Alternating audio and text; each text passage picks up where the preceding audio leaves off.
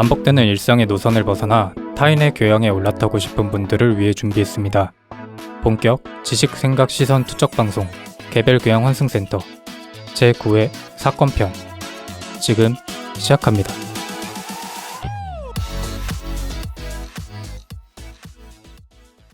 안녕하세요. 안녕하세요. 반갑습니다. 자기소개 먼저 하고 시작을 하겠습니다.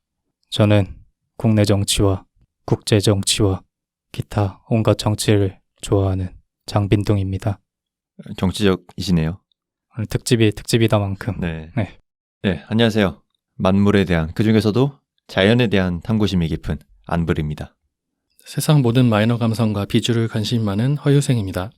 선함과 아름다움을 추구하는 따뜻한 뭐죠? 인상주의자 김승트입니다. 갑자기 선해지셨어요. 처음으로 변주를 주신 것 같은데, 그렇죠? 갑자기 선해졌어 사람이. 아, 선하게 살아야 돼요, 네. 여러분. 네.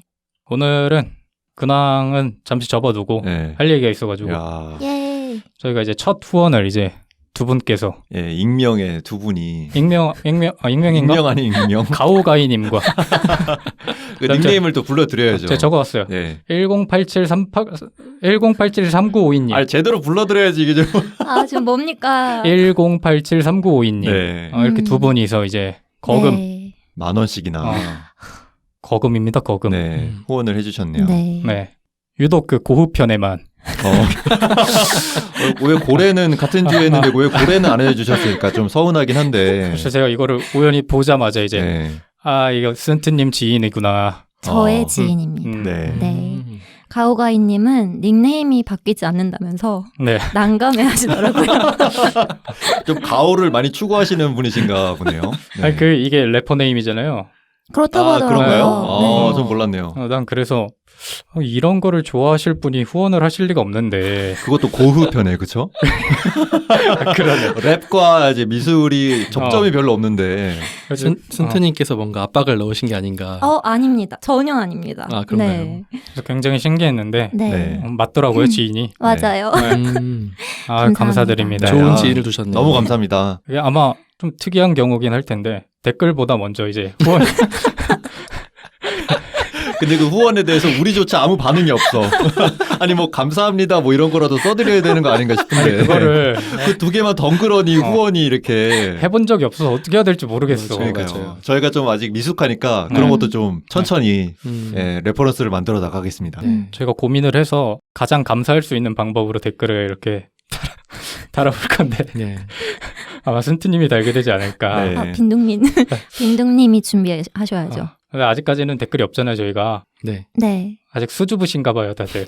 아니 무슨 뭐 첫 댓글 이벤트 뭐 이런 거 해야 되는 거 아닌가 싶은데. 눈치 게임을 하는 것 같아. 그러니까요. 지금 댓글 달았을 때 나의 어떤 닉네임이 공개되는 게 네, 약간 좀 부담스러울 수 있다는 생각이 좀 드네요. 그렇죠. 제 생각에는 가오가이님이 한 번 더 나서 주셔야 되지 않을까. 닉네임 바꾸시는 거 성공하시면은 네, 첫 댓글도 한번 좀 부탁을 드릴게요. 혹시나 이 에피소드를 들으시는 용기 있는 청취자분께서 한번 해주시면 저희가 또 굉장한 감사를 해볼 테니까 너무 행복할 것 같아요. 네, 무한 감사를 드리겠습니다. 어떻게 해서든 방송 곳곳에 이렇게 삽입을 해가지고 가오가이님처럼 근근히 언급해. 다른 한 분을 왜 언급 안 하시는 거죠? 아직 닉네임이 숫자라서 닉네임이 어려워. 3952님 만약에 닉네임 바꾸시면은 네. 제가 계속 곳곳에 이렇게 넣어드리겠습니다. 좋습니다. 좋아요. 오늘은 이제 새로운 특집을 시작하는 주기인데요. 저희의 이번 주기 특집은 사건 특집입니다. 저희가 특정 사건을 선택해가지고 그 사건에서 이제 비롯된 이야기거리를 다 같이 나눠보는 시간을 가질 건데 처음은 저예요. 처음 제가 이번에 첫 번째 순서기 때문에 어떤 사건을 다룰지 고민을 했는데 이 타이밍쯤에는 제가 가장 관심 있는 정치를 한번 다뤄야겠다 이런 생각을 했습니다. 자기소개에서 거의 항상 매번 정치를 언급하고 있기 때문에 네가 얼마나 정치에 관심이 많길래 그렇게 언급을 하냐 궁금해하실 분들도 계실 것 같아서. 근데 이게 정치의 폭이 한 시간에 다루기에는 뭐 아시다시피 굉장히 너무 넓어요. 스펙트럼이 너무 넓어서 그렇죠. 제 생각에는 이제 기회가 될 때마다 이제 하나씩 이제 주머니에서 꺼내가지고 정치 이슈를 다루려고 하는데 오늘은 이제 처음 시간이니까 약간 진영 논리 같은 거를 다루기에는 약간은 지금 우리가 한계가 있다. 네. 서로 이제 친하지도 아직은 않고 네, 저희가 또 싸울 순 없잖아요. 네. 하면 안 되는 주제잖아요. 얘기하면 안 되는 주제라서 그렇죠. 혹시나 혹시나 얼굴 붉힐 일이 있을 것 같아가지고 최대한 우리의 공통점을 뽑아내서 한번 정치를 다뤄보자 해가지고 처음은 이제 청년 정치를 한번 다뤄볼까 합니다. 저희들이 또 다 청년이니까. 그쵸. 아직까지는 청년이잖아요. 저희. 그렇죠. 네. 이게 정치 세계에서는 청년의 폭이 굉장히 넓습니다. 그렇죠. 아직 저희 여유가 있어요. 한 40대 초반까지도 청년이라고 하지 않나요? 그렇죠. 뭐 청년위원회 같은데 보면은 머리 막 희끗하신 분들이 뭐 위원장하고 이럽니다. 맞아요. 저희는 아직 여유가 있기 때문에 여유가 있을 때 일을 하루라도 일찍 청년 정치를 한번 다뤄보는 게 좋지 않을까 생각을 해서 오늘은 청년 정치에 대한 사건을 다뤄보고 그에 대한 이야기를 우리 네 패널이 해보도록 하겠습니다. 오늘 에피소드는 이제 처음에는 청년 정치와 관련된 7가지 이슈를 추려왔어요. 역대 한국 정치 역사에 있어서 7가지 이슈를 뽑아온 거는 아니고 시간적인 제한을 해가지고 다루는 게 조금 더 나을 것 같아서 19대 대선 이후, 그러니까 문재인 정부 이후 있었던 청년 정치 이슈 중에 7가지 이슈를 한번 추려왔습니다. 일단은 질문을 먼저 드리고 가볍게 이제 시작을 할 건데 SNL 코리아 같네요. 그 인턴 기자. 그래요? 모르세요? 질문으로 항상 시작하잖아요. 그 대학생 요새 하는 거? 네. 질문을 드려보도록 하겠습니다. 이거? 네. 뭐예요, 질문이? 질문을 드려보도록 할 건데 여러분이 정치에 관심이 있는지 없는지 몰라요, 아직. 뭐 저만 항상 관심 있다고 얘기했지 여러분하고 정치 얘기를 나눠본 경험은 거의 없기 때문에 여러분이 정치에 대한 관심이 얼마나 있는가 우리 4명이서 어느 정도 얘기해보면 그래도 전체 청년들의 관심도를 얼핏이나마 측정해볼 수 있지 않을까 해가지고 여러분은 정치에 대해 얼마나 관심이 있으신지. 쓴트님 먼저. 저는 자수를 하자면 정린이에요. 정린이. 정치 플러스 어린이? 네. 그래서 부끄러운 것 같아요. 부끄러운데 관심을 최근에는 가지려고 하고 있거든요. 그런데 잘 모르는 것 같아요. 근데 최근에는 왜 관심을 가지려고 하세요? 사실 최근이라고 했을 때 진짜 전혀 관심이 없다가 언제 조금 내가 알아야 되겠다라고 생각했냐면 네. 그 세월호 사건 때 이후로 아, 조금 내가 정치에 대해서 알아야 되겠다라는 생각을 했고 그 이후로 이제 살아가면서 정치라는 게 저희가 이제 상상하기에는 이제 국회의원들이나 그런 국회에서 일어나는 일들을 많이 상상을 하는데 그게 아니잖아요, 사실은. 그런 생각을 하게 되면서 관심을 가져야겠다라고 계속 생각은 하는데 네. 또 관심을 가져야겠다라는 생각과 실제로 관심을 갖는 것과는 차이가 있잖아요. 그렇죠. 그래서 관심을 가져야겠다라고 생각은 하는데 관심을 막 적극적으로 갖는 편은 아닌 것 같아서 네. 그렇습니다. 본인이 지금 하고 있는 그 정치에 대한 관심은 어떤 걸 얘기하는 거예요? 관심을 갖는다는 게 뭐 네. 뉴스를 보고 그냥 주의 깊게 본다 해서 그치는지. 뉴스를 떠나서 하나의 사회적 사건이 발생하면 사실 거기에는 여러 가지 정치적 그 문제라든지 이슈들이 연결이 되어 있잖아요. 네. 그런 거를 조금 깊이 있게 알려는 노력을 해야겠다인 것 같아요. 그래서 뭐 예를 들면 최근에 이슈 중에 뭐 택배 기사분께서 생명을 잃으셨다라고 했을 때 거기에 얽혀 있는 그런 정치적인 문제들이라든지 그런 것들을 내가 그냥 안타깝다로만 끝낼 게 아니라 어떤 문제가 얽혀 있고 왜 이런 사건이 일어날 수밖에 없었지? 난 뭐에 대해서 관심을 가져야 되지? 그리고 내가 할 수 있는 건 뭐지? 이런 문제에 대해서 깊이 있게 좀 생각을 해봐야겠다까지 요새는 생각을 하는 것 같아요. 그렇습니다. 유생님은? 저는 관심이 많죠. 관심 많아요? 네, 관심 아주 많고, 네. 제가 이제 소개를 할 때 비주류 마이너에 관심이 많다고 하지 않았습니까? 네. 그래서 사실 저는 우리나라에서 비주류 마이너 정당에 좀 이제 관심을 많이 두고 싶은데, 네. 다른 나라에 비해서 좀 그 눈에 띄는 그런 정당은 없는 것 같아요. 그러니까 뭐 다른 나라 같은 경우는 선진국 일부에서는 뭐 녹색당이라든지 네. 이런 당들이 굉장히 활약이 되게 뛰어나잖아요. 그런 거에 비해서 우리나라는 좀 아직 그런 부분들이 부족하다 보니까, 네. 뭐 주시는 하고 있으나 이제 뭐 권리당원으로서 이제 활동 같은 건 안 하고 있고 대신에 이제 거대 정당의 권리당원으로서 활동은 아니지만 네. 가입이 되어 있습니다. 그래서 매달 정당 그 회비를 납부를 하고 있고요.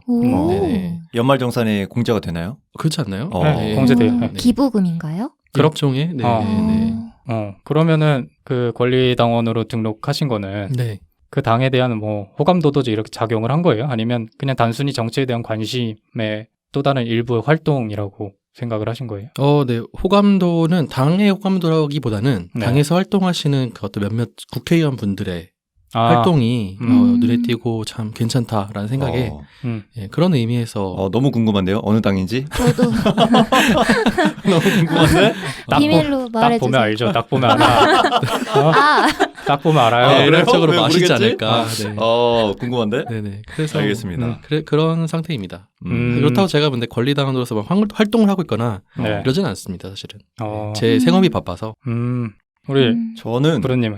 저는 유생님이랑 쓴트님의 중간 정도인 것 같아요. 근데 저는 쓴트님이랑은 좀 반대인 게 관심은 있는 것 같은데 오히려 좀 멀어지려고 의식적으로 좀 노력을 한다고 해야 되나? 그러니까 왜 그러냐면 네. 사람들이랑 논쟁하는 게 싫더라고요.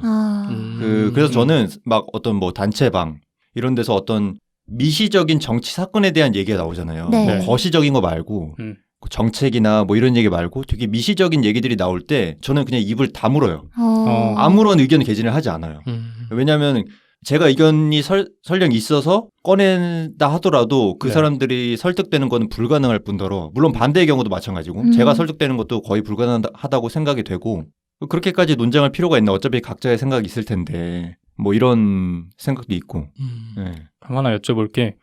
사실 부르님이 얘기하신 부분은 꼭 정치가 아니더라도 다른 주제를 다룰 때에도 어떻게 보면 해당이 될 수 있는 문제잖아요. 그러니까 뭐 이슈에 대한 얘기를 그냥 간단히 나눈다든지 아니면 생각거리를 나눈다든지 할 때도 뭐 다른 사람의 입장을 이렇게 설득해야 되는 입장일 수도 있고 네. 아니면 뭐 이런 걸 수도 있는데 유독 정치가 조금 불편하게 느껴지는 이유는 뭘까요? 불편한 이유? 네. 깊게 생각해 본 적은 없는 것 같긴 한데 네. 뭐라고 해야 될까? 그러니까 우리나라는 저도 정치를 잘은 모르지만 너무 극단으로 몰아붙이는 경향이 있는 것 같아요. 나랑 생각이 다르면 뭐 예를 들어서 우파에서 좌파를 보면 너는 공산주의다. 예를 들면 좌파에서 우파를 보면은 너는 친일파다. 뭐 이런 식으로 매도하는 경우가 많아서 거기에 제가 휘말리게 되면은 저도 어떤 그 한 극단으로 몰려서 다른 사람들한테 어떤 극단주의자 취급을 받지 않을까라는 그런 좀 두려움도 있고 그런 거에 발로가 아닐까 생각을 해요. 저희가 그 사주팔자 특집할 때 네. 부르님을 회색 분자라고 하지 않습니까? 간접이잖아. 내가 실제로 그런 비난을 몇 번 들어본 적이 있어요. 그러니까 너무 의도적인 중립은 넌 안 좋다. 그치. 그 극단인 사람일수록 카톡방 같은 데서 얘기할 때 뭘 원하냐면 너도 얘기해라. 그쵸. 네 듣기만 하지 말고 얘기해라. 이거 원합니다. 회색 분자. 그리고 거기서 이제 나는 둘 다 상관없어. 혹은 나는 관심이 없어 하면은 이제 그 사람이 이제 타깃이 돼가지고 어떻게 해서든 좌로 갈 건지 우로 갈 건지 정해라. 네. 이렇기 때문에 주변에 근데 그런 극단적인 분들이 좀 많나 보네요. 아니 제가 느끼기에는 그러니까 이건 제 성향인데 살짝만 치우쳐 있어도 저는 너무 좀 극단적이다라는 생각을 하는 것 같아요. 제가 지독한 중립자기 때문에 네, 최대한 최대한 중도를 유지해야 된다 이런 마음 때문에 그렇게 느끼는 걸 수도 있고. 그렇군요. 근데 저는 저 말도 이해가 되는 게 왜 그런 말 있잖아요. 다른 사람들이랑 정치 얘기랑 종교 얘기는 함부로 하는 게 아니다. 그 말이 나오는 이유도 있을 것 같아요. 그만큼 예민하고 민감한 문제이기 때문에 그런 말이 있는 것 같아요. 그러니까 기본적으로 부르님이 얘기해 주신 것도 그렇고 손트님이 얘기해 주신 것도 그렇고 사람들이 정치를 생각하고 얘기를 나눌 때 그거에 대한 의견을 단순히 의견으로 받아들이지 않고 그 사람의 정체성이나 인격으로 약간 치부해버리는 경우가 있는 거예요. 맞아요. 제가 얘기하고 싶은 게 그건 것 같아요. 예를 들어서 뭐 정치에 대한 입장을 얘기했을 때 그냥 그 사건에 대한 입장일 수도 있는데 이 새끼 이런 놈이구나. 맞아. 오른쪽 끝에 있구나. 왼쪽 끝에 있구나. 이런 거를 판단해버리니까 어떻게 보면 우리가 어릴 때부터 그런 상황에 자주 놓이게 돼가지고 뭐 부르님 같은 경우는 그런 쪽으로 조금 관성이 생기지 않았나 뭐 이런 생각도 드는데 특히나 우리나라 같은 경우는 서로 그 거대 양당 정치 체제잖아요. 맞아요. 그러다 보니까 그 각각 정당에서 서로의 정당을 비난할 때 양 끝 가장자리를 밀어버리는 형태로 공격을 많이 하게 되고 실제로 그게 정치학적 용어로 있더라고요. marginalization이라고 해가지고 marginalization 가장자리화 이렇게 얘기를 하더라고요. 가장자리화. 예. 그러면은 부르님 말고도 순투님이랑 그 유생님도 정치 얘기 지인들이랑 많이 해요? 저는 그 성향이 같은 사람끼리만 하는 것 같아요. 우리 성향이 어떨 줄 알고 지금. 그럼 다른 사람들을 네. 만났을 때는 네. 그건 말을 안 하세요? 아니면 설득하려고 어떻게든 노력을 한번 해보세요? 저는 은연중에 은연중에? 제 그 의견을 좀 피력을 하는 거. 그러니까 아. 대신에 이제 아. 팩트 위주로. 네. 그러면 은근히 네. 내비친 다음에 그 사람의 반응을 보고 맞아요. 얘는 안 되겠다. 근데 그렇다던데? 이런 식으로 이런 근데 사실이 있다던데. 근데 저도 이념적인 거에 대한 거의 정치도 이념적인 게 있고 네. 정책적인 부분이 있잖아요. 네. 네. 저는 이념적인 거에 대해서는 그런 스탠스고 음. 그 정책적인 부분에 있어서는 요즘 나이가 들면서 나한테 이득이 되는 정책을 하는 사람을 뽑아야겠다. 이런 생각을 많이 하죠. 왜냐하면 네. 결국 제 이익을 대변하는 사람을 뽑아주는 게 정치니까 그게 맞잖아요. 정책적으로. 그렇죠. 맞습니다.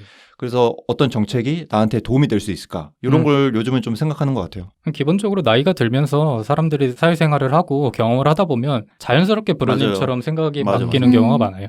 그러니까 뭐 어릴 때는 세상 다 뒤집어 바꿔야 된다. 이런 경우가 보통은 많은데 네. 이제 뭐 사회에서 겪은 여러 경험들을 받아들이다 보면은 진짜 이제 본인한테 필요한 게 뭔지, 절실한 정책이 뭔지 이런 것들을 이제 판단할 수 있는 능력 같은 게 나름대로 갖춰지게 되는 거죠. 맞아요. 그리고 사실상 이념 경쟁 체제는 끝났잖아요. 예, 끝났다고 봐야 되고 그 이념을 가지고 들이미는 것 자체가 사실은 좋은 정치판은 아닌 것 같아요. 그리고 저는 개인적으로 브르님 같은 분들이 되게 좋다고 생각하는 게 나에게 유리한 정책을 내는 후보들 혹은 그런 정당에게 힘을 실어주는 것 자체가 상당히 좋은 정치 문화라고 생각합니다. 우리나라 같은 경우는 계급 배반 투표라고 해가지고 네. 오히려 나와 상관없이 나와 정반대의 성향을 가진 정당이나 정책에 힘을 실어준 경우도 굉장히 많잖아요. 왜 그렇게 되는 거죠? 그게 사실은 과거 이념이나 어떤 역사적 문제 때문에 그런 경우가 많으니까. 근데 이게 기본적으로 유생님이 말씀해주신 그런 환경이 벌어질 수밖에 없는 게 아까도 얘기 나왔던 그런 양당 정치 체계가 너무 강하기 때문에 예를 들어서 진보랑 보수랑 가볍게 이렇게 그냥 대략적으로 나눈다고 가정을 하면 진보 내에서도 사실 국방의 뭐 정책에 대해서는 의견이 다를 수도 있고 맞아요. 혹은 뭐 경제에 대한 입장이 다를 수도 있고 이런데 우리나라는 딱 선택지가 두 개밖에 없잖아요. 맞아요. 그러니까 사람들이 이제 나는 국방에 대해서 이렇게 생각을 하고 경제에 대해서는 이렇게 생각을 하고 외교에 대해서 이렇게 생각을 하는데 이게 그 당 내에서 의견 차이가 자기랑 의견 차이가 조금 있다고 하더라도 어쩔 수 없이 본인이 그냥 가장 중요하게 생각하는 거를 내세우는 정당에 이렇게 따라갈 수밖에 없는 거죠. 그러니까 만약에 선택지가 많다면 국방은 이거, 경제는 이거, 뭐 외교는 이거 이렇게 각각에 맞는 당을 이렇게 선택할 수 있겠지만 우리나라는 지금 그런 한계점이 있기 때문에 그리고 또 두 번째로는 이제 사람들이 본인의 정치 성향을 모르는 경우가 많아요. 그러니까 특정 정책에 대한 뭐 이슈에 대한 의견은 있을 수 있겠지만 이게 어느 당이 이렇게 대변하고 있는 문제인지 혹은 내가 원하는 이렇게 방향이 어느 당이 이렇게 추구하는 방향인지 이런 거를 모르는 경우도 굉장히 많기 때문에 어떻게 보면 아까 말씀하신 것처럼 상식적으로 조금 맞지 않는 선택을 하는 경우가 종종 일어난다. 뭐 이런 경우도 있을 수 있겠죠. 이제 청년 정치와 관련된 7대 이슈를 한번 먼저 다뤄보고 이야기를 해볼 텐데 말씀드렸다시피 7대 이슈라는 게 문재인 정부 이후에 있었던 일을 제가 나름대로 정리를 해가지고 한번 말씀을 드릴 건데 첫 번째 이슈는 이제 청년층의 이제 분노를 키워드로 꼽아봤는데 네. 문재인 정부 이후에 가장 논란이 많았던 것 중에 하나가 공정에 대한 논란이었거든요. 뭐 인천공항 사태도 있었고 그 이후에 뭐 조국 전 장관 관련해서 내로남불 이런 측면에서 공정에 대한 논란이 불거져 왔는데 그 중에서도 청년층이 굉장히 많은 분노를 했습니다. 이게 아무래도 문재인 정부에 대한 기대가 큰 것도 있었고 뭐 시대적인 이슈 변화도 있었을 테고 이럴 텐데 기본적으로 가장 많이 논란이 됐던 게 청년 취업에 관련된 문제 그리고 주거 이슈 그리고 마지막으로는 이제 젠더 이슈가 결합이 되면서 뭐 이대남이라든지 이대녀라든지 이런 거는 뉴스를 통해서 많이 접해보셨을 것 같아요. 그래서 청년층의 문재인 정부에서 가장 크게 불거졌던 문제 중에 하나가 이런 공정 문제였다. 네. 두 번째 이슈는 기억하실지 모르겠지만 저희가 작년에 선거가 있었잖아요. 총선이 있었잖아요. 네. 21대 국회인데 이 선거가 벌어지기 전에 이제 각 당마다 인재 영입을 굉장히 많이 했습니다. 네. 근데 그 인재 영입이 보통은 이제 당 차원에서 그 전략 공천을 할 인재들을 많이 영입을 하잖아요. 네. 청년층이라든지 여성층이라든지 아니면 소수자층이라든지 이렇게 다양하게 영입을 하는 측면이 있는데 21대 국회에 들어서는 굉장히 이런 인재 영입이 적극적으로 이루어졌습니다. 근데 그 중에서도 청년층에 대한 인재 영입이 굉장히 활성화됐었죠. 네. 근데 문제는 이제 그런 과정에서부터 잡음이 굉장히 많이 벌어졌습니다. 특히 뭐 당마다 거의 한 명씩 있어요. 그때 당시에 이제 미통당이죠. 지금의 국민의힘인데 네. 미통당에서 이제 영입했던 분이 이제 김미균 씨라고 스타트업 이제 CEO신데 이분은 이제 친문 성향이 조금 드러나면서 인재 영입을 취소했던 경우가 있었고 민주당에서는 원종건 씨 그러니까 예전에 그 느낌표에 이제 출연을 하면서 굉장히 좀 이슈가 됐었던 분인데 이분은 이제 미투 논란이 터져가지고 바로 이제 하차를 하시게 되시고 그다음 세 번째로는 정의당에서 이제 류호정 지금 의원이죠. 국회의원이죠. 류호정 의원이 이제 대리게임 논란 그리고 자격 미달 논란 뭐 이런 것들이 불거지면서 굉장히 많이 이슈가 됐었습니다. 그때 당시 공천이 1번이었거든요. 1번이면 거의 되는 거나 다름없는데 비례대표 1번. 비례대표 1번이었는데 왜 이런 사람을 세웠냐. 굉장히 좀 잡음이 많았어요. 이게 또 당시에는 그 젠더 이슈랑 조금 결합이 되면서 이분이 좀 추구하는 그런 페미니즘적인 성향을 문제 삼는 그 여론들도 굉장히 많았고 네. 결론은 이제 그 앞서 말씀드린 김미균 씨와 원종건 씨는 인재 영입을 취소하게 됐지만 그 류호정 씨 같은 경우에서는 정의당에서 그냥 데리고 가자 이렇게 해가지고 결국 지금 국회의원이 돼가지고 활동을 하고 계십니다. 활동하시는 동안에도 굉장히 많은 어떤 이야기거리를 낳으셨죠, 실제로는. 네. 문신 퍼포먼스? 뭐 그런 거 본 것 같아요. 그게 네. 3번입니다. 아, 그래요? 3번, 세 번째 이슈가 이제 류호정 의원의 퍼포먼스. 이게 뭐 좋게 보는 사람도 있고 그렇지 않게 보는 사람들도 있는데 기본적으로 이슈가 많이 됐었어요. 뭐 원피스를 입고 국회에 출석하기도 하고 타투를 등에 이렇게 잠깐 새겨가지고 사진이 찍히기도 하고 각종 이제 코스프레를 하고 이제 뭐 홍보 활동을 하기도 하고 네. 뭐 이런 쪽으로 이슈가 많이 됐었는데 이거 외에도 뭐 긍정적인 측면을 조금 보자면은 첫 국정감사에서 이제 삼성을 저격하면서 삼성 저격수로 굉장히 화제가 됐었습니다.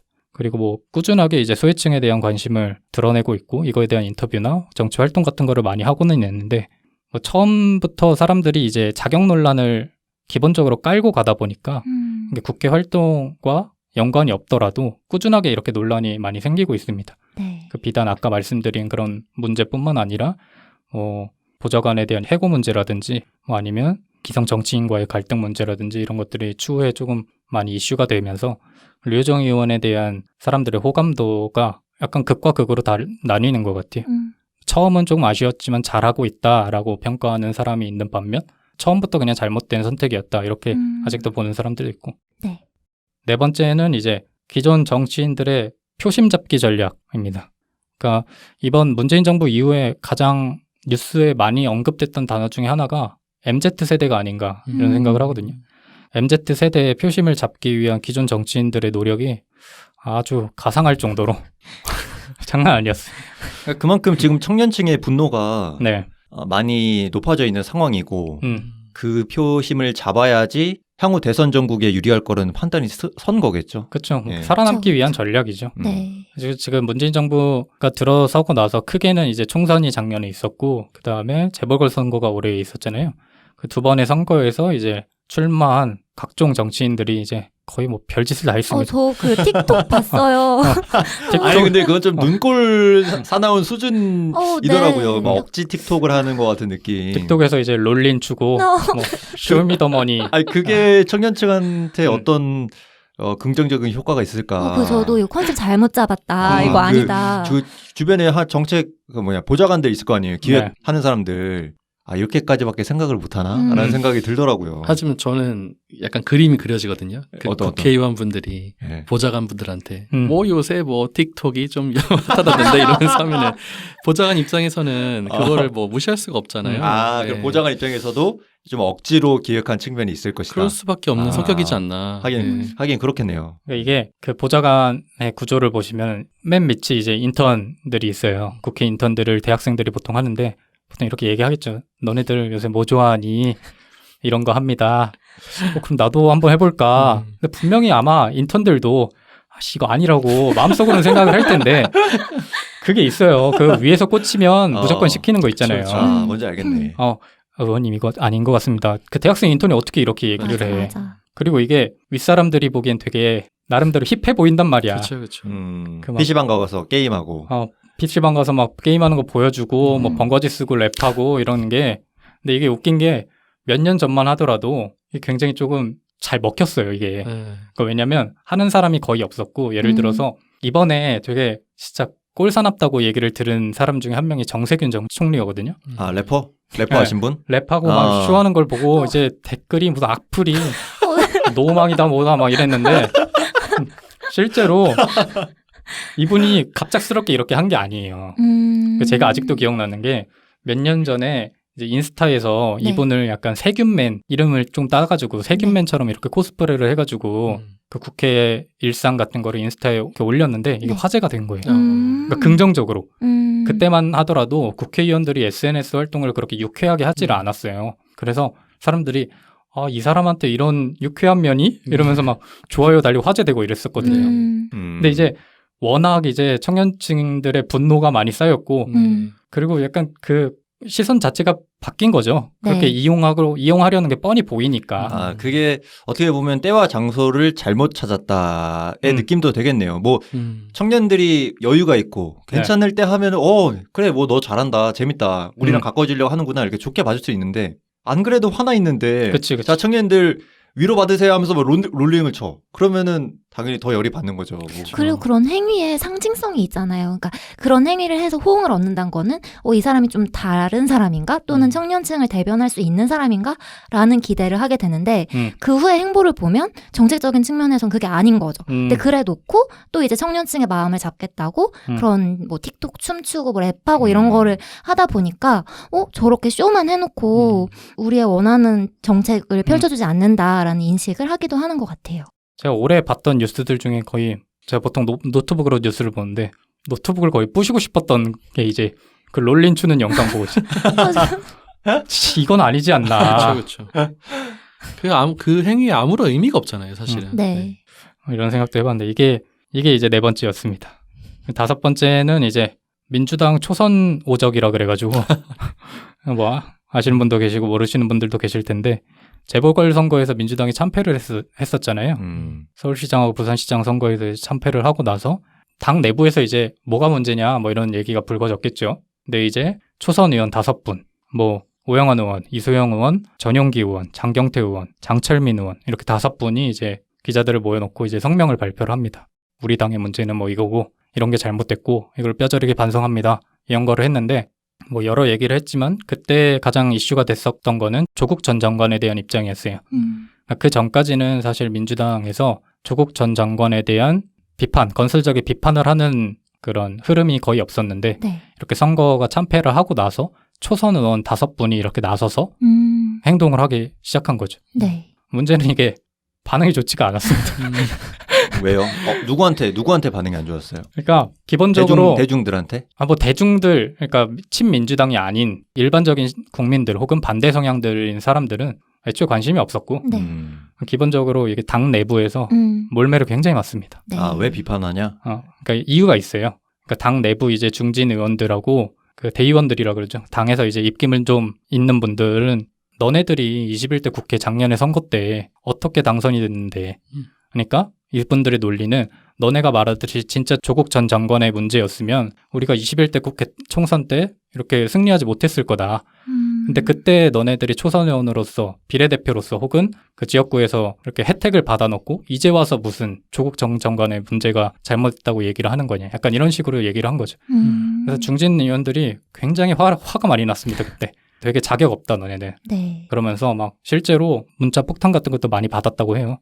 이 5분들이. 그래서 그 앞서 말씀드린 초선 오적이라는 말이 옛날 그 을사오적에 좀 빗대가지고 네. 너네 5명 이제 끝났다. 약간 이런 식으로 반응이 조금 나뉘었던.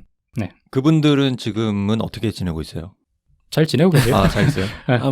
아무런 뭐 탈 없이 잘 지내시겠죠. 근데 그 이후로 재밌는 거는 이제 슬슬 얘기 못했던 민주당 내에서 그러니까 조국 전 장관에 대한 문제가 분명히 잘못됐다고 생각을 하지만 당에 이렇게 분위기 때문에 얘기를 못했던 몇몇 의원들이 네. 소신 발언을 뭐 하기도 했었고 뭐 이게 불거지면서 슬슬 이제 분위기가 조금 바뀌긴 했죠. 이게 물론 그 5분의 영향인지는 잘 모르겠지만 실제로 그 이후에는 좀 문제를 진짜 제기하는 입장들이 오히려 많이 생겼던 것 같습니다.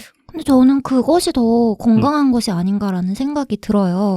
왜냐하면 국민들도 소식을 듣잖아요. 네네. 그럼 국민들도 판단을 하잖아요. 네. 옳고 그른 거를 판단을 하는데 그걸 당 내부에서 우리 당이라고 해서 덮는다는 거는 덮거나 아니면 그걸 이제 잘못된 일을 꼬집지 않는다는 거는 국민들이 보기에도 그 당에 대한 신뢰도를 잃을 수 있는 행동이라고 생각을 하거든요.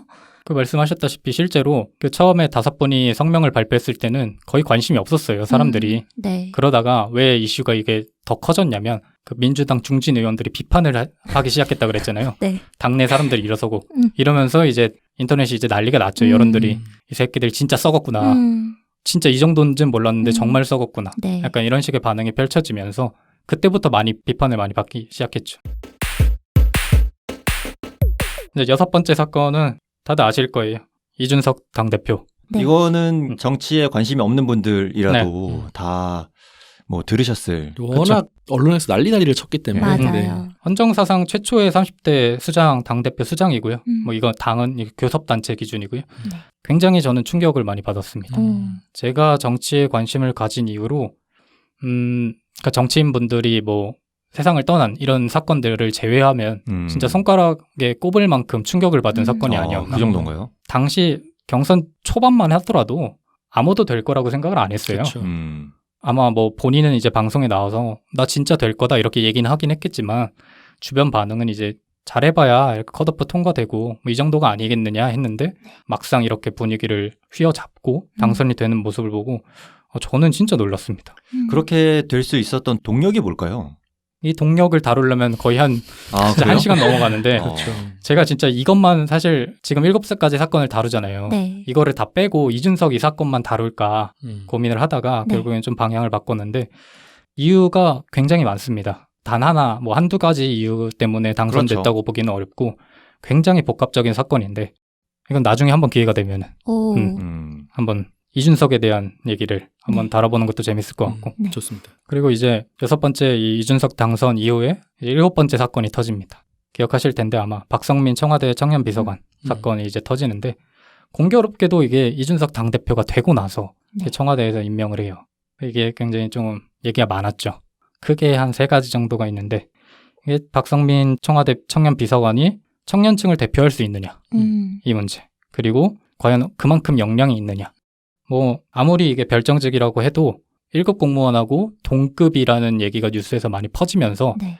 청년들이 오히려 정말 많이 분노했던 그분의 그 1급 공무원의 연봉까지 들먹이면서 그분이 근데 대학생 맞나요? 맞아요. 네, 그렇죠. 지금 편입을 하셔가지고 지금 재학생이긴 한데 네, 아직 휴학 상태였다고 네네 아직 졸업은 못한 걸로 알고 있고 아무튼 되게 젊은 분이었네요. 네네 원래 이분이 이제 대학생위원회 운영위원 같은 거를 하시다가 더불어민주당에서 청년 대변인으로 이렇게 발탁이 되고 그 이후에 이제 이낙연 의원이 조금 좋게 보셔가지고 최고위원으로 이렇게 올렸다가 올해 이제 청년 비서관으로 이렇게 뽑힌 경우죠.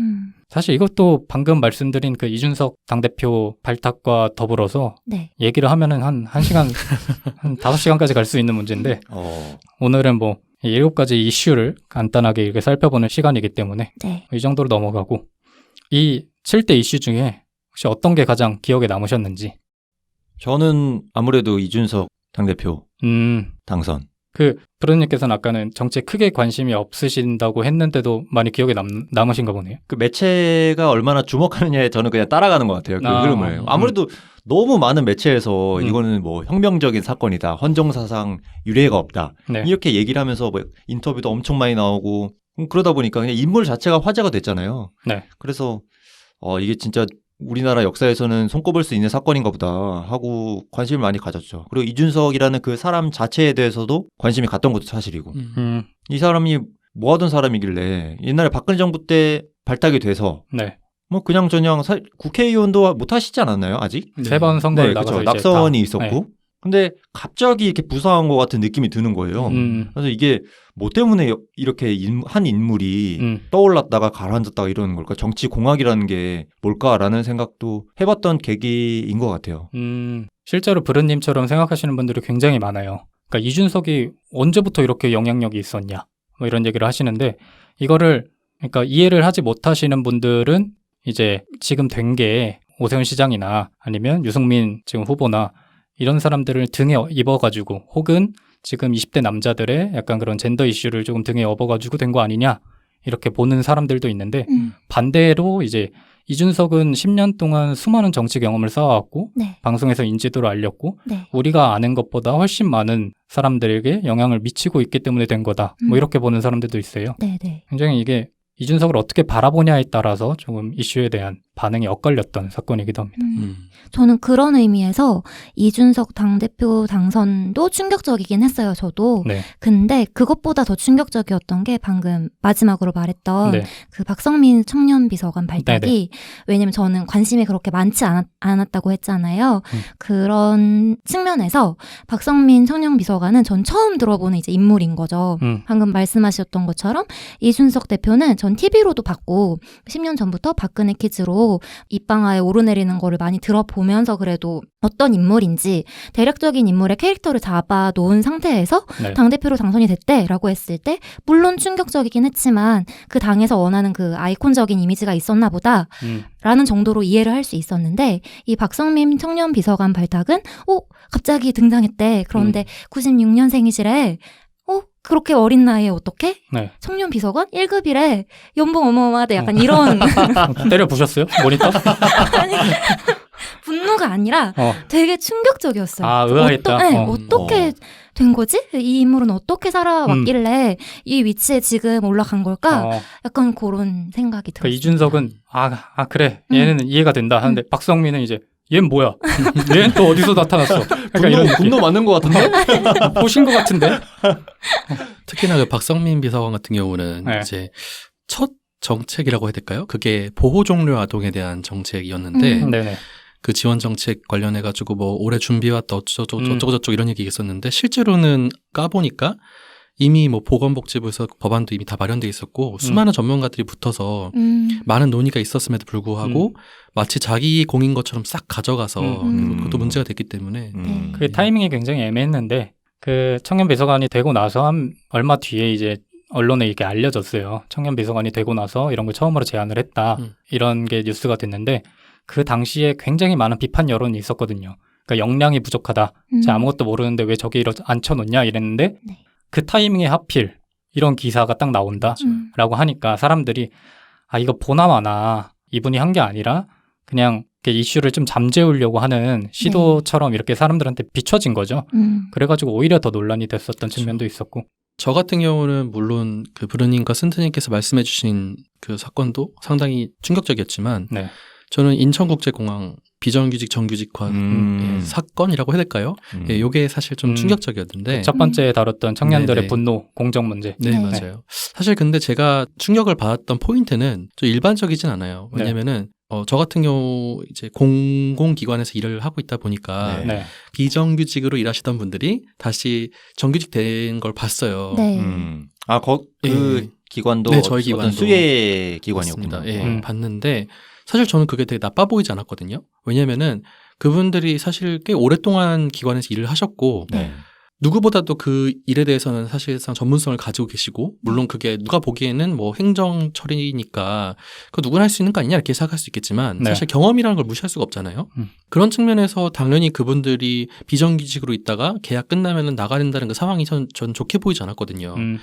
그런 측면에서 그분들이 다시 정규직이 돼서 그렇게 소속감을 느끼고 더 열심히 일을 할 수 있다는 것 자체가 상당히 좋게 보였는데 제가 보기에 그 인천국제공항 뭐 인국공이라 많이 불리잖아요. 그 사건 같은 경우는 나에게 와야 될 기회를 왜 니들이 뺏어가냐 이렇게 보여지는 거예요. 그래서 얻지도 않은 기회를 마치 내 거인 것처럼 생각하는 그 모습이 전 사실 좋게 보이지만은 않았어요. 근데 이게 굉장히 조금 논란이 커졌던 이유 중에 하나는 뭐냐면 그 양쪽의 의견을 대변하는 각자의 입장이 있을 거 아니에요. 근데 굉장히 재밌는 거는 양측의 입장 모두 공정을 얘기하고 있다는 거죠.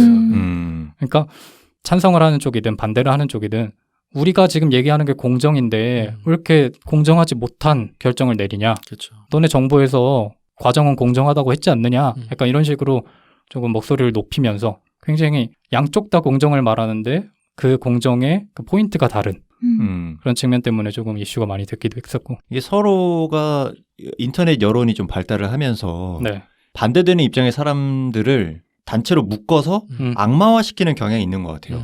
예를 들면은 그러니까 비정규직에서 정규직으로 올라온 분들은 다 같이 야, 나 아무 노력도 안 하고 정규직 됐다. 너네 부럽지? 이럴 것만 같은 사람으로 프레임을 씌워요. 낙인을 찍어버리는 거죠. 그리고 그 반대 입장에서는 그 비정규직의 정규직화를 반대하는 사람들을 한 번에 묶어서 너네 여기로 올라오려고 생각도 하지 마. 이거는 너와 나의 계급 차이야. 이렇게 하는 어떤 계급론자로 한 번에 또 묶어서 싸잡아서 비난을 하다 보니까 이게 서로가 서로를 악마화하는 그런 것 때문에 오히려 또 입장 차이가 벌어지는 그런 현상들이 요즘에 현대 시대에 더 많아지는 것 같아요. 그렇죠. 네. 빈둥님은 어떠신가요? 어떤 사건이 제일 충격적이셨나요?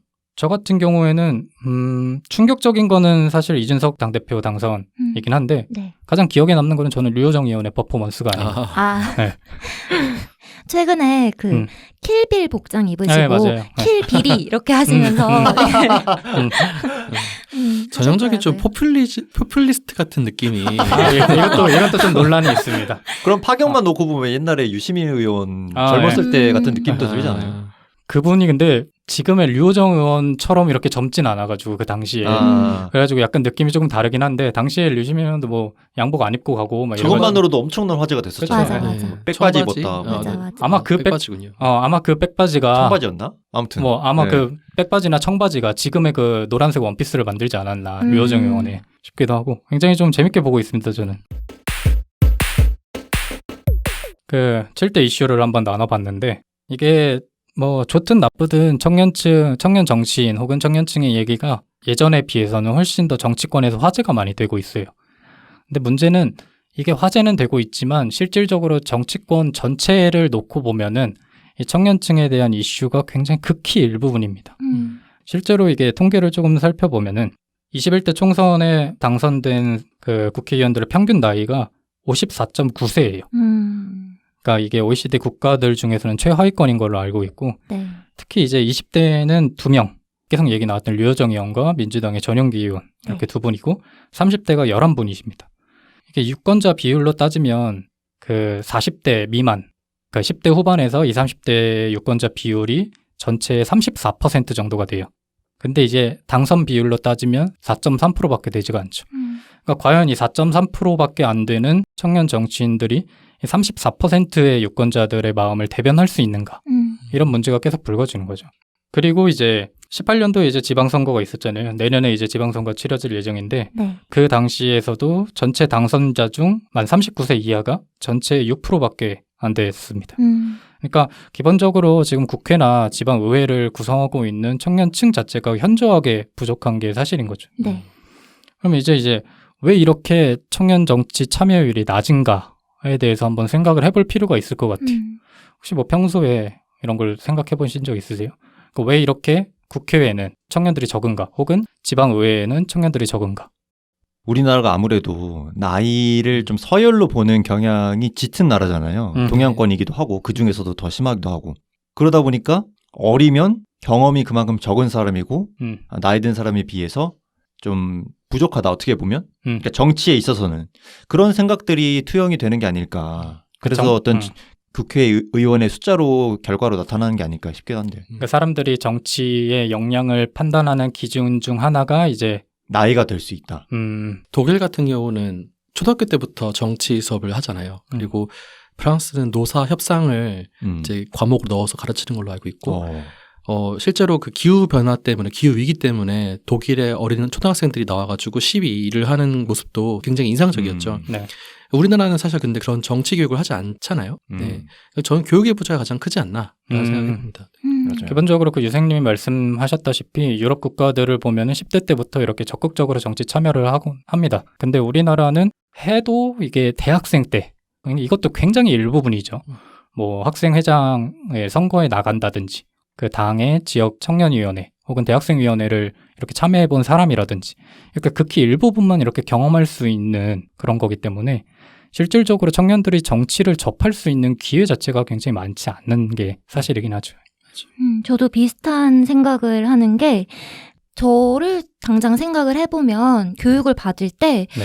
중고등학교 때 쭉 지나면서 내가 정치에 대해서 어떤 교육을 받았지라고 생각을 했을 때 너무 원론적인 얘기인 거죠. 너무 개념적인 얘기고 그러다 보니까 이거 너무 먼 나라 얘기구나. 그리고 이제 언론에서 비춰지는 그런 정치적인 얘기들은 맨날 싸워. 그리고 맨날 다퉈. 거기 참여하고 싶지 않아. 이런 거부감이 크게 드는 것 같아요.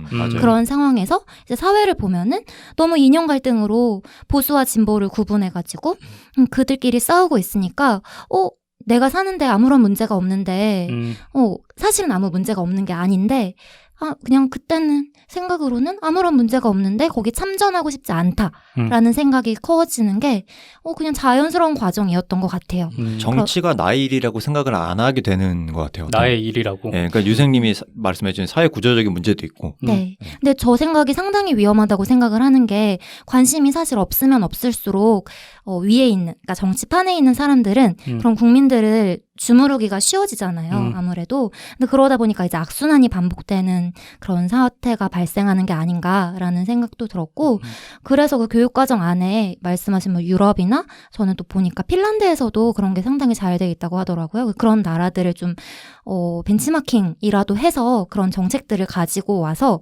청년들을 좀 육성하려는, 근데 육성이라는 게 그런 자기 당으로 데려가려는 그런 거 아니고 진짜 정치에 대한 지식, 정치에 대한 기본적인 내용들을 가르쳐야 되지 않나라는 생각을 합니다. 그 말씀해주신 그 거부감이라는 단어가 네. 굉장히 큰 영향을 미치는 것 같아요. 그러니까 우리는 저희 혹은 저희보다 윗세대들보다는 덜하긴 할 텐데 어렸을 때 생각해 보시면 진짜 TV 틀면 싸우는 장면 많이 나오고 맞아요. 그리고 뭐 학교를 가든 뭐 학원을 가든 어딜 가든 그 정치에 대한 얘기는 사실 금기시되어 왔잖아요. 네. 그런 얘기 하는 거 아니라고 하든가 아니면 오히려 그 당시에 어른들이 오히려 더 조심스럽게 접근하기도 하고 아이들한테 이런 얘기를 하면 안 된다. 이런 자세로 이렇게 조금 반복이 되다 보니까 그 정치에 대한 거부감이 쌓일 수밖에 없는 환경을 자라온 게 아닌가. 네. 그리고 저는 그래서 그런 맥락에서 정보를 제공받을 수 있는 그 창구가 마련이 돼야 될 것 같다라는 생각을 했어요. 네. 굳이 학교나 뭐 정규 교육에서 교육을 받지 못하더라도 그런 통로가 있으면 조금이라도 이제 관심이 있을 때 접할 수 있잖아요. 저는 그런 의미에서 이제 미국 같은 경우는 방송사들이 지지하는 정당을 밝히고 방송을 하잖아요. 그 방법도 나쁘지 않다는 생각을 해요. 네. 적어도 그래서 자기가 속한 소속 사회 그곳에 맞는 정책을 내는 정치인들 혹은 정당을 저는 꾸준히 살펴야 된다고 생각해요. 네, 적어도 그런 정도의 행동만 할지라도 사회는 좀 더 나아지지 않나라는 생각도 해봅니다. 그러면 이제 방금 얘기해 주셨던 거를 토대로 진짜 무엇이 문제일까에 대한 얘기를 간단히 해볼 건데 일단은 이거와 관련된 설문조사가 조금 있어서 찾아와 봤어요. 그러니까 작년에 이제 총선 전에 청년 대상으로 심층 인터뷰를 한 내용인데 이제 청년들의 목소리가 지금 충분히 반영되고 있느냐라는 질문에 이제 52.7%가 약간 반영되고 있다. 근데 이제 42.4%가 전혀 반영되고 있지 않다. 그리고 1.5%가 충분히 반영되고 있다. 1.5. 좀 심각한 거죠. 네. 보고 있으면.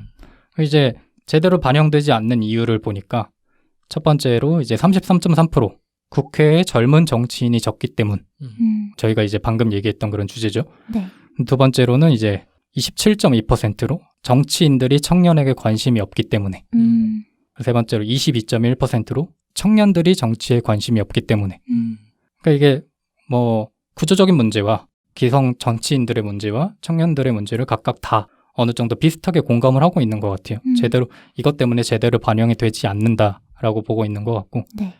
청년 정치인에게 그래서 무엇을 기대하는가라고 봤더니 31.2%가 진영 논리를 벗어난 새로운 정치 풍토를 조성하는 것.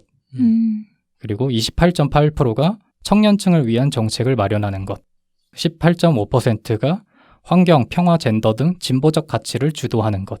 이렇게 답을 했다고 하더라고요. 그러니까 이 설문조사랑 아까 저희가 얘기했던 것들을 조금 토대로 나름대로 제가 한 3가지 정도로 무엇이 문제일지를 한번 정리해 봤는데 첫 번째는 이제 구조적 문제가 가장 크지 않나라는 생각을 합니다.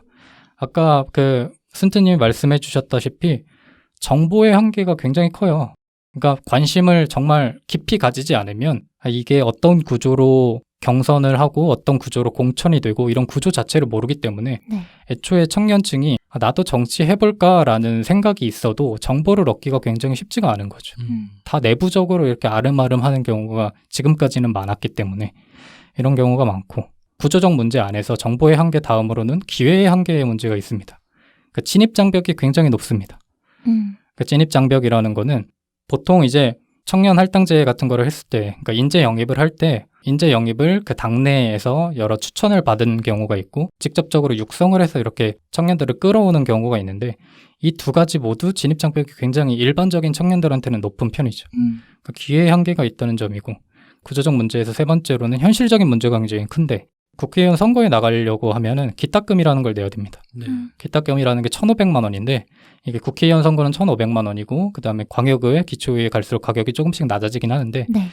그 금액 자체를 청년층이 구하기가 현실적으로 굉장히 어려운 측면이 있어요. 그렇죠. 설령 이 1,500만 원이라는 기탁금을 구한다고 해도 이 외에 필수적으로 들어야 되는 홍보와 관련된 비용들이 있거든요. 네. 이런 비용을 충당하지 않으면 실질적으로 선거 후보 자격을 박탈당하는 경우도 있습니다.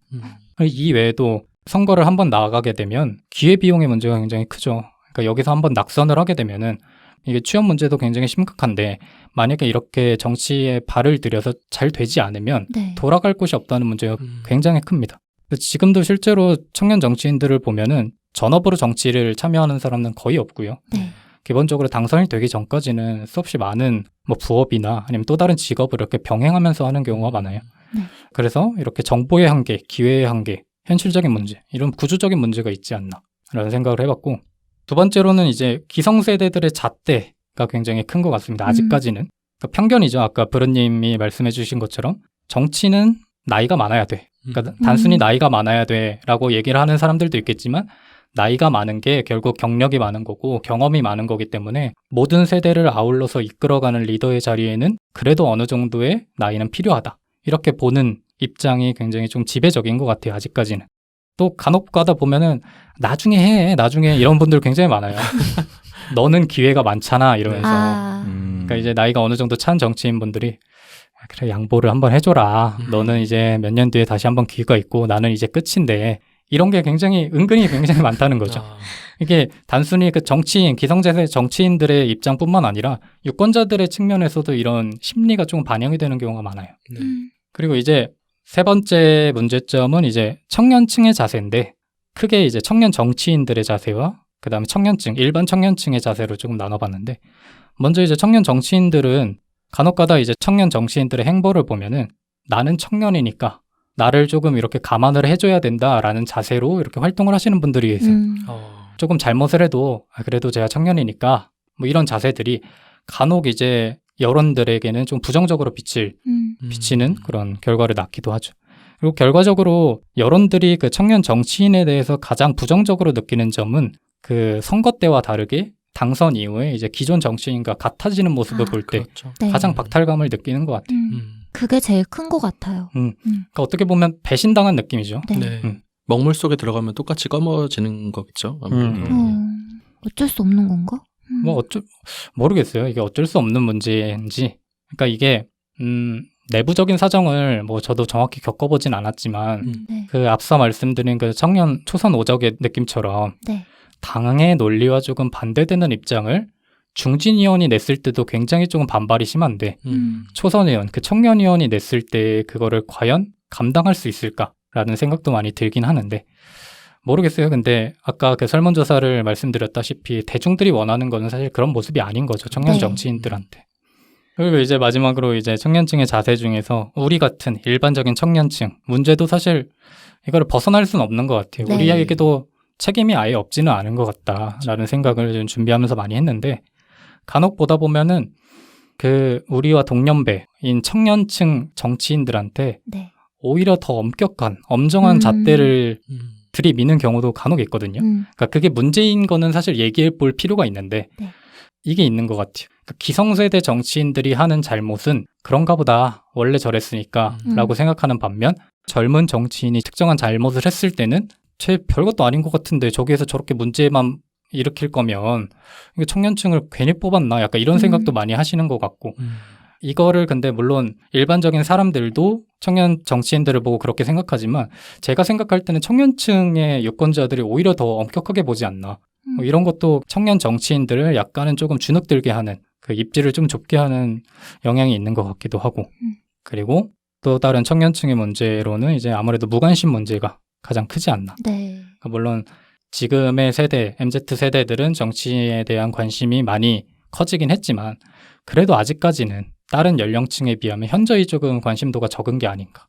이런 생각을 해보면서 마지막으로 그러면 이제 왜 우리나라 청년층은 정치에 대해 관심을 갖지 않는가에 대한 얘기를 조금 해보면 좋을 것 같아요. 그러니까 단순히 정치 참여를 하지 않는가의 문제에서 조금 잠깐 벗어나서 네. 정치 참여를 하지 않더라도 그러니까 직접적인 활동을 하지 않더라도 왜 지금의 우리 세대, 젊은 세대들은 정치라는 어떻게 보면 본인과 정말 연관이 직접적으로 닿아 있는 사회 문제에 관심을 갖지 않게 되는가? 일단 해본 적이 없기 때문에 그리고 내가 무언가 행동을 해서 바뀌는 것이 체감되지 않기 때문에 그래서 가만히 있으면 아무 일도 일어나지 않는다라고 생각하기 때문에 그러니까 더 나아질 거라는 기대도 없지만 네. 이렇게만 있으면 내 상황에서 더 나빠질 것도 없다라는 생각을 하는 것 같아요. 그럼 네, 그게 말씀하시죠. 상당히 잘못된 생각인데 사실 그렇게 아무 일도 일어나지 않는 것처럼 평화롭게도 만들 수 있고 그리고 눈 가리고 아웅하게도 만들 수 있는 게 정치잖아요. 근데 이제 보통의 사람들은 삶도 힘겹고 내가 이제 눈앞에 직면한 문제들도 많기 때문에 그냥 그 아무 일도 일어나지 않는 그 이면에 속에서의 무슨 일이 일어나고 있는지는 관심을 가질 생각을 하지 않는 게 아닌가라는 생각을 해봤어요. 굳이라는 거죠. 굳이 내가 이걸 관심을 가져야 네. 되나. 굳이 내가 해봤자 다 당장 나에게 돌아오는 게 없고 그리고 내 사회가 더 나아지고 있다는 그게 눈에 척도로 보이는 게 아니니까 관심을 가지나 안 가지나 나는 그냥 이렇게 살아가고 있는데 내 삶에서 내가 행복한 거 하고 이렇게 잘 살면 되는 거 아닌가? 라는 생각을. 왜냐하면 이 얘기를 제가 왜 들었냐면 제가 관심이 없을 때 네. 이런 식의 사고를 무의식적으로 했던 것 같아요. 네. 그러면 그때는 투표도 잘 안 하셨나요? 투표는 했어요. 투표는 하고. 네, 그렇게. 이게 최후의 보루야. 네, 투표는. 맞아요. 왜냐면 투표까지 안 하면 욕먹거든. 그것도 있고 이제 최소한의 그 양심. 네, 그러니까 양심. 저는 투표를 하면은 네. 민주주의 시민으로서 정치 참여를 다 하는 거라고 생각하는데 그 이상의 뭔가가 필요한 건가요? 어떤 관심이라든지 뭐 이런 차원의 문제를 말씀하시는 건가? 이것도 사실 근데 투표를 하더라도 뭐 예를 들어서 저 사람은 잘생겨서 투표했어요 뭐 이러면은 이러면 이제 또 잘못된 투표라고 할 수도 있는데 영향가가 없는 어떤 그런 차원에서 투표는 당연히 하면서 그 부차적으로 왜 투표를 하느냐, 왜 이 사람을 뽑느냐에 대한 어떤 공부, 관심 이런 걸 얘기하시는 건가요? 그렇죠. 그런 관심을 얘기하는 건데 사실 브른님이 말씀하신 것도 얘기가 맞는 게 투표만 한다고 해서 그냥 끝난다고 생각하는 분들이 의외로 굉장히 많아요. 그런 분위기 자체가 예전부터 많이 형성이 되어 있었잖아요. 투표라도 해다라는 느낌. 투표라도 최소한 투표라도 해라. 최소한 투표는 해야지. 근데 문제는 이제 진짜 투표만 하고 끝나는 경우가 많다는 거죠. 그러니까 예전에는 투표율 자체가 정말 낮으니까 네. 야 그래도 이거라도 해줘 약간 이런 느낌으로 했다면 사실 지금의 시대에서는 물론 투표를 하는 게 가장 중요하긴 하지만 그 이상을 조금 우리가 해야 되지 않나라는 저는 생각도 하거든요. 그러니까 누군가가 본인들을 지켜보고 있다는 그 생각만으로도 긴장을 할 수 있다고 저는 생각을 해요. 그래서 그걸 지켜보기라도 해야지 보지도 않고 그냥 무슨 일이 일어나는지 관심조차 갖지 않는다면 그 사람들은 보지도 않네? 내가 마음대로 해도 되나 보다. 그러니까 극단적으로 말하면 그렇게까지 사고가 이루어질 수 있다고 저는 최근에는 생각을 해요. 그래서 이제 관심을 가지려고 하고 있는 거고 그리고 어쨌든 정치판이 각 이익의 집단을 대표하는 사람들이 모이는 거잖아요. 그러다 보니까 내가 가진 이익을 대표할 수 있는 그 집단에서 어떤 주장을 펼치는지 알아야 내 이익도 챙길 수 있다고 저는 생각을 합니다. 최근에. 네. 그러니까 이게 예전부터 이렇게 생긴 분위기로 인해서 나 그래도 투표는 했어. 그거면 되지 않냐. 그 브른님이 아까 말씀해 주신 것처럼 그런 입장을 저는 충분히 가질 수도 있다고는 생각은 하는데 네. 어떻게 보면 그런 입장은 정치인들로 하여금 우리는 선거 때만 잘하면 돼. 이 생각과도 굉장히 좀 연결되지 않나라는 생각이 좀 들거든요. 그러니까 정치인들은 선거 때만 이렇게 반짝해서 이렇게 위해 주는 척하고 관심 있는 척하는 게 다 사실 이유가 있는 거거든요. 사람들이 그때만 관심을 가지니까. 그렇죠. 근데 만약에 우리 전 국민이 그 기본적으로 그 4년 임기 때 전체적으로 다 관심을 가졌다면 만약에 그들의 행태가 그렇게 선거 때와 그렇지 않을 때와 이렇게 다를까? 이런 의문은 굉장히 많이 듭니다. 그러면은 저 같은 사람들을 위해서 네. 투표가 아니라 일반적인 상황에서 정치인들을 감시하고 있다라고 의견 표출을 할 수 있는 투표에 준하는 어떤 방법이 뭐가 있나요? 그런 걸 소개해 주시면은 더 도움이 될 것 같아요. 이게 우리가 그렇게 기대하는 것처럼 많진 않은데. 뭐 예를 들면 뭐 단체방에서 싸우기 이런 거는 말이 안 되잖아요. 정치에 관심을 가진다거나 하기 어렵잖아요. 정치인들을 뭐 감시하고 이런 건 아니니까 사실은. 잘 찾아보시면 뭐 대학생들은 대학생 청년위원회 같은 거 굉장히 많고요. 그리고 지역에서면 지역위원회 같은 데도 굉장히 많습니다. 누구나 이렇게 쉽게 접근할 수 있는 것들. 그리고 뭐 꼭 이게 아니더라도 기본적으로 그 국회뿐만 아니라 기초의회, 광역의회 같은 사안에서 다뤄지는 내용들 같은 경우는 다 공개가 되어 있어요. 그거를 뭐 조금이라도 관심 갖고 내가 조금 관심 있는 분야라도 이렇게 클릭을 해서 반응을 주고 이런 모습들. 그리고 저는 그 부르님은 그런 단체 톡방에서 이렇게 얘기하고 이런 것들이 사실 의미가 없다고 얘기를 하셨지만 사실 이게 대부분의 사람들의 의견이죠. 그렇지만 저는 어느 정도 이렇게 담론을 형성해 나가는 과정 자체도 저는 굉장히 의미 있다고 보거든요. 그러니까 아무리 꼭 이렇게 눈에 띄는 활동이 아니더라도 주변 사람들과 쉽게 이렇게 거부감 없이 정치 얘기를 하는 것 자체가 맞아요. 굉장히 조금 한 걸음 더 나갈 수 있게 되는 기회가 되지 않나. 그러니까 관심을 가지고 내가 눈을 부릅뜨고 있다라는 게 정치인들한테 인지만 되면은 최소한 그거라도 그러니까 투표를 하고 끝 이게 아니라 뉴스를 보고 국민들이 굳이 투표할 때만 아니더라도 항상 나의 활동을 지켜보고 있고 여론을 형성하시는구나. 그렇죠. 최소한 그때마다 이슈가 터질 때마다 가치 판단을 본인이 하고 있으면 최소한 만약에 선거 때 이렇게 나타나는 포퓰리즘 같은 거에 대해서 옳고 그름을 판단할 수는 있겠죠. 네. 그러니까 이 사람 원래 이런 사람 아니다라든지 이 문제를 이렇게 접근하면 안 된다라는 거를 조금 더 객관적으로 볼 수 있게 되지 않나. 맞네요. 이제 시간이 다 돼가지고 마지막 얘기를 하면은 사실 이런 얘기를 하고 싶었어요. 그러니까 당사자인 우리가 청년 정치에 관심을 가지지 않으면 기성세대들이 절대 먼저 이렇게 다가와주지 않거든요. 우리가 만약에 관심을 갖지 않으면 지금까지 해왔던 것처럼 아니면은 오히려 그때보다 더 우리가 청년층에 소외될 수도 있을 것 같아요.